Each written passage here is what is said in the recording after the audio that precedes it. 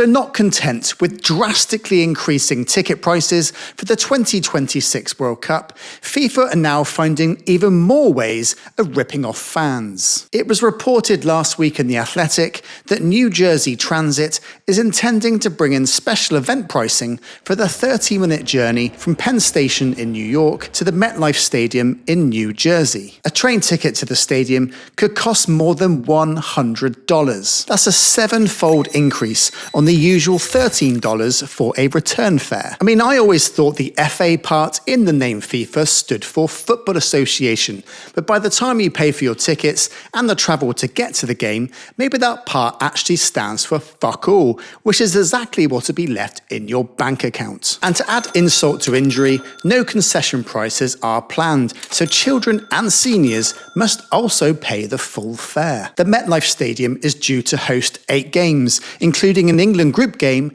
and the final. This follows reports of fare increases in Boston, with presumably more cities due to follow suit. And in comparison, at the last World Cup in Qatar, fans got free public transport to the games. But this rise in fares is meant to cover an estimated $48 million increase in transport costs. And New Jersey Governor Mickey Sherrill insists she won't pass these costs onto local taxpayers or commuters, meaning yet more inflated prices for fans. But the New Jersey governor went further and argued that FIFA should cover the expenses themselves, especially given that FIFA expects to generate $11 billion from the tournament. This is a classic example of privatising the profits, yet socialising the costs. FIFA gets to keep the money from TV, tickets and sponsorship, whilst host cities pick up the bill for infrastructure, security and transport, which is then passed on to fans. And you'd think a country like the US,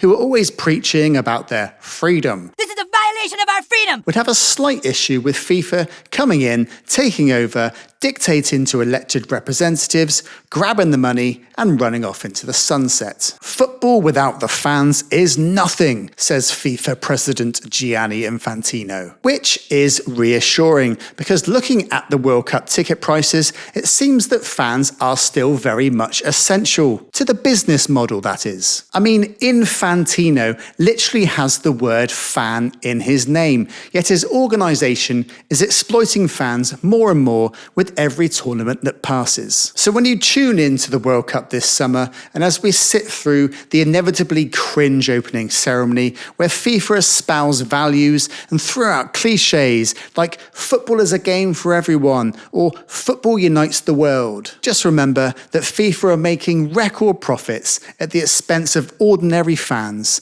and pricing out hard-working people from all around the world who just want to support their country. And if it continues, the World Cup will just be left as an empty shell of a tournament designed only to promote corporations, their shallow products, and as a cash cow for already rich and powerful men. It might just be me, but international football is a bit of a relief from the Premier League, where the narrative is often dominated by money, transfers, agents, salaries, billionaire owners, and nation states who take over clubs. And watching the World Cup usually feels like a cleansing antidote to all of that. But FIFA are doing their best to taint one of the best sporting events in the world. Thanks for watching. I'm Steve.